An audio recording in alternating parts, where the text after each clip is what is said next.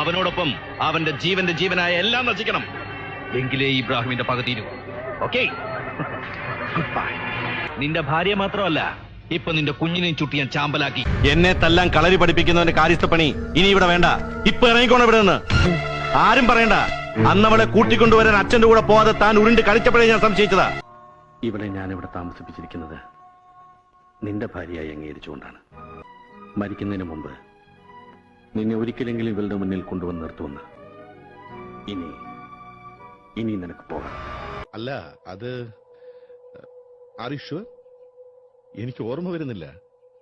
അങ്ങനെ ഒരു commando operation, ഇങ്ങനെ ഒരുപാട് ഇൻസിഡൻസ് ഉണ്ടാവുമല്ലോ. ഇന്നു മുതൽ എന്റെ പിരിവ് എനിക്ക് നേരിട്ട് തന്നോളണം. നിങ്ങൾ ജോണിനോ ശ്രാങ്കിനോ വട്ടപ്പള്ളിക്കോ കൊടുക്കണത് ഒന്നും എനിക്കറിയാം. ആങ്ങളെയും പെങ്ങളും കൂടി നിൽക്കണ കണ്ടപ്പോ പെട്ടെന്ന് വന്ന ദേഷ്യത്തിന് ചൂടായി. ദേഷ്യം കൊണ്ടൊന്നുമല്ല,